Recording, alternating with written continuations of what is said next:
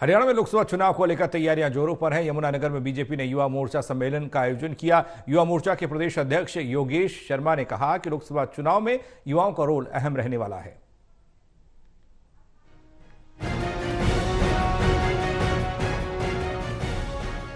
यमुनानगर में हरियाणा यूथ कांग्रेस 13 मार्च को अंबाला लोकसभा का एक सम्मेलन करने जा रही है, लेकिन इससे पहले ही बीजेपी ने यमुनानगर में युवा मोर्चा सम्मेलन का आयोजन किया।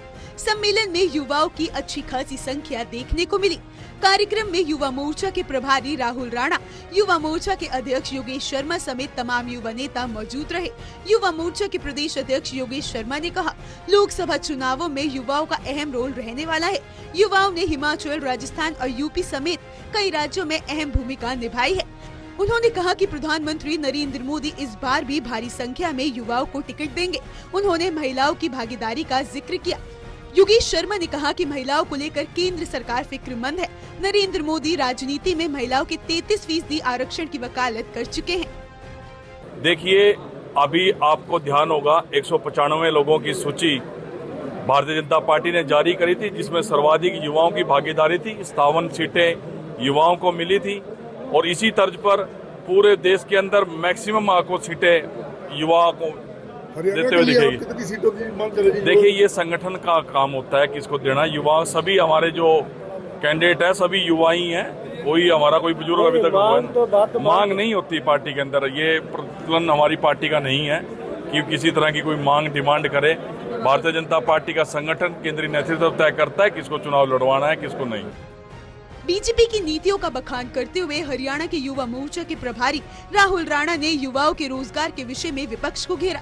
उन्होंने कहा कि हरियाणा में ठगबंधन का मेल हुआ है। दिल्ली के मुख्यमंत्री अरविंद केजरीवाल पहले कांग्रेस को ठगबंधन कहते थे, अब उनके साथ गठबंधन कर गए। राहुल राणा ने कहा कि ठगबंधन चाहे कितना भी एकजुट क्यों न हो जाए, देश का युवा जागरूक है और इससे नरेंद्र मोदी और मजबूत होंगे।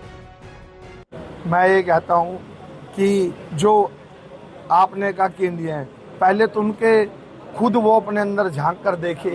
केजरीवाल जिनको वो ठग कहते थे, आज उन्हीं के साथ दोनों हाथ खड़े करके कहते हैं हम उसमें ज़्यादा है। मैं कहूँगा कि वो गठबंधन नहीं ठगबंधन है। और आज हमारे देश का प्रत्येक नागरिक इतना जागरूक है कि जितना वो मोदी जी के खिलाफ सारे लोग ठगबंधन वाले लोग इकट्ठा होंगे, उतना आदरणीय नरेंद्र मोदी जी को फायदा होने वाला है। बहरहाल चुनावों में युवाओं और महिलाओं का अहम रोल होता है। ऐसे में सभी राजनीतिक दल अब युवाओं को रिझाने में जुट गए हैं। बीजेपी मोदी की नीतियों को युवाओं के बीच रख रही है, तो कांग्रेस राहुल का नाम लेकर युवाओं के बीच जा रहे हैं। लेकिन युवा किसे चाहता है, ये वोट से चोट के जरिए साबित होगा।